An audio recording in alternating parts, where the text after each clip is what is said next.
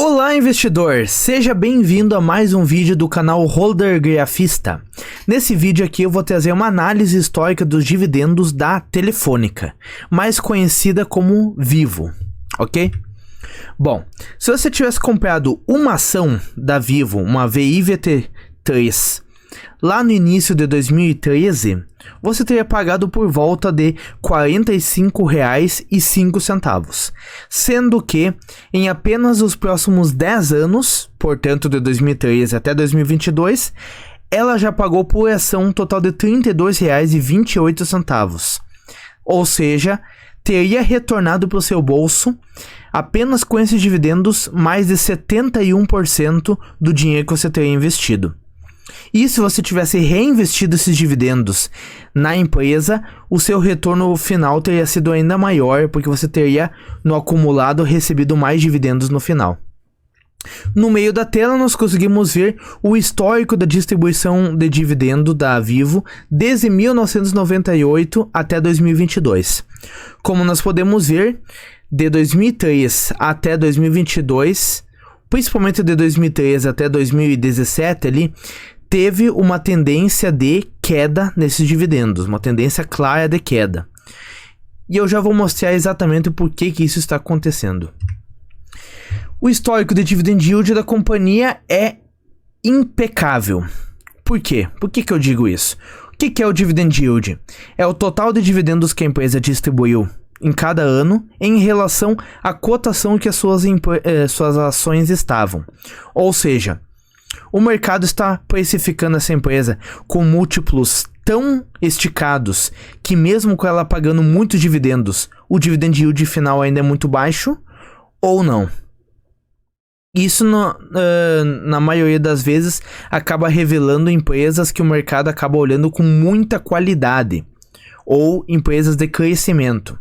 Não é o caso da Vivo, pelo menos o mercado não avalia dessa forma, porque deixa ela com múltiplos ok, que com ela distribuindo a maior parte dos seus dividendos, ela tem historicamente um dividend yield muito alto. Eu peguei e fiz uma média aqui de 1998 até 2022 e numa média o dividend yield dessa companhia ficou em 9,92%, portanto quase 10%. Um dos melhores históricos de dividend yield que eu já vi entre todas as empresas de dividendos que eu avaliei aqui da Bolsa Brasileira. Inclusive, eu acabo avaliando como uma boa pagadora de dividendos para uma carteira focada em renda passiva, uma empresa com uma média acima de 5%. Ou seja, a Vivo tem basicamente o dobro disso. Então, historicamente, ela foi uma boa empresa pagadora de dividendos. Mas, tá aqui o motivo de por que ela sempre foi uma boa pagadora de dividendos assim, distribuindo dividendos tão altos. Payout. O que é o payout? É basicamente quanto do lucro que a empresa está gerando que ela está distribuindo para seus acionistas.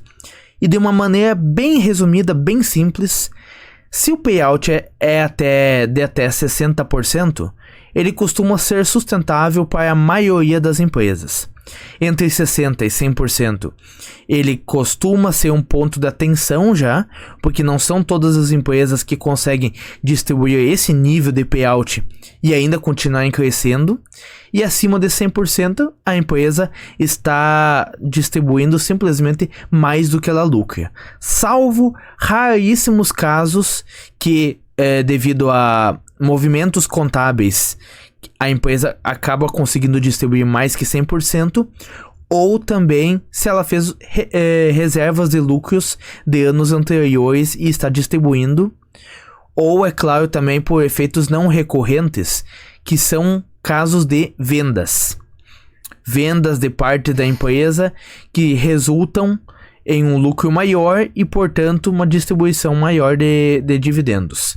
Mas enfim, como podemos ver, de 2011 a 2017, a empresa basicamente distribuiu tudo que ela lucrou.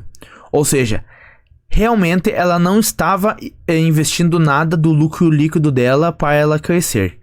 Então, se você quisesse investir nessa época, nessa empresa aqui, você saberia que é uma empresa sólida, uma empresa num setor sólido que está distribuindo bons dividendos, mas que ela simplesmente está distribuindo toda a capacidade de investimento que ela poderia ter caso ela reinvestisse nela mesma. E essas empresas grandes, como a Vivo, por exemplo, elas normalmente têm realmente justificativas para distribuir esse nível de payout, porque elas não veem muitas oportunidades de investimento. Elas já são grandes, elas já são as líderes do setor, como é o caso da Vivo, e não tem mais muito para onde crescer, entende? Então, a tendência é que os lucros consigam crescer mais ou menos ali no nível da inflação, porque empresas como a Vivo, elas conseguem ir repassando o custo da inflação nos seus serviços, mas não muito, nada muito além disso, entende?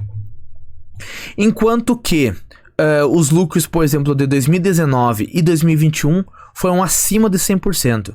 Então, esses lucros aí estavam sendo, sim, acima do sustentável. Única análise nesses últimos anos, como nós podemos ver, ficou bem bagunçado ali o gráfico. Única análise que a gente consegue fazer, bem certa, é que os dividendos que ela distribuiu no último ano, principalmente o ano de 2022, foram sustentáveis sim, porque ela distribuiu 91%, mas foi quase que ali no limite. Quase que ali no limite de distribuição, porque ela distribuiu basicamente tudo que ela lucrou. Agora, corre algum risco de ser cortado? E daqui eu sempre gosto de trazer a margem líquida dessas empresas. Por quê? Eu gosto de empresas com uma margem líquida numa média acima de 10%. Por quê?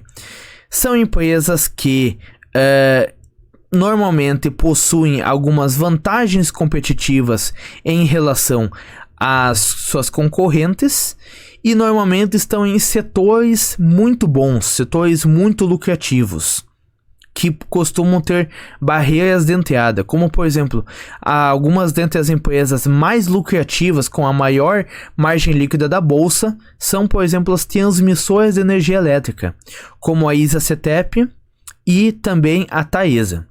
Mas, focando aqui na Vivo, a margem líquida média dela de 2008 até 2022 foi de 12,5%. Então, ela meio que passaria nesses filtros aqui. E, só que um pequeno pontinho da atenção aqui é que dá para perceber uma leve de uma tendência de queda nessa margem líquida aqui dessa empresa.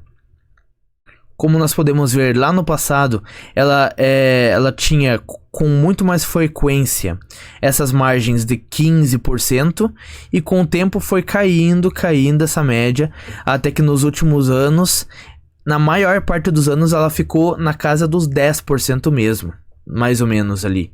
Então é um pequeno ponto de atenção aqui na Vivo, porque ela pode estar perdendo espaço no seu setor de atuação para suas concorrentes. Então isso é um ponto de atenção que a gente sempre tem que ter. Mas a probabilidade dos dividendos serem cortados nessa empresa aqui é muito baixa. Por quê? Ela simplesmente não teve nenhum ano de prejuízo nos últimos anos e apesar dessa leve tendência de queda, a margem dela continua sendo alta. Continua sendo alta para os padrões em geral das empresas na Bolsa Brasileira. Essas margens aqui ainda são muito altas, então, por enquanto, a perspectiva é que ela continue pagando dividendos sem ter a necessidade de cortá-los. Quando que ela costuma fazer anúncios de dividendos? Ela costuma fazer 5 anúncios de dividendos ao ano: fevereiro, abril, junho, setembro e dezembro. Mas um detalhe aqui que acaba fazendo com que essa empresa não seja tão comentada entre os investidores com foco em dividendos e acaba deixando ela de fora de muitas carteiras é que ela costuma anunciar, ter a Datacom, ou seja, a data para ter direito em poucos dias, mas ela demora para pagar, ela chega a demorar um ano inteiro para pagar esse dividendo ao qual você já teria o direito de receber, entende? Então isso acaba afastando muitos investidores dessa empresa. E agora, qual que teria sido a sua rentabilidade nos últimos 10 anos investindo nessa empresa? Se você não considerasse os dividendos, teria sido uma rentabilidade positiva, mas de apenas 66%. O que não é aquela rentabilidade que chama muita atenção ali. Uma rentabilidade ok, mas como eu acabei de falar, não chama muita atenção, porque tivemos rentabilidades muito maiores na Bolsa Brasileira. Mas se nós considerarmos o reinvestimento dos dividendos, esse lucro salta de 66% para quase 188%. Basicamente 3 vezes a rentabilidade apenas reinvestindo os dividendos. Ou seja, os dividendos, nesse case aqui da Vivo, os dividendos tiveram uma relevância muito grande para os resultados finais do investidor. Então, para se ter uma rentabilidade muito boa nessa empresa, foi extremamente essencial o reinvestimento dos dividendos. E tenho certeza de que quem acumulou esses dividendos e, por exemplo, comprou as ações com um preço teto específico, e não precisa ter a necessidade de comprar exatamente no fundo, até porque é muito difícil de adivinhar onde é que é o fundo das ações. Mas, comprando ali próximo do fundo, com preços teto especificados, a rentabilidade final acabou sendo provavelmente bem maior. Inclusive, no dia de hoje mesmo, eu vou trazer mais um vídeo aqui da Vivo com os preços teto para essa ação, com base nos dividendos que ela distribuiu historicamente e também com as projeções, ok? Espero que esse vídeo tenha te ajudado. Se sim, eu peço que você deixe o like e se inscreva aqui no canal, que eu trago vídeos novos toda semana. Como eu acabei de falar, eu pretendo trazer mais um vídeo hoje mesmo sobre a Telefônica Vivo, e em breve eu vou trazer outros vídeos também analisando outras partes dessa empresa e também sobre outras empresas, na grande maioria pagadora de dividendos aqui da Bolsa Brasileira. Muito obrigado por ter assistido até aqui, até o próximo vídeo, valeu!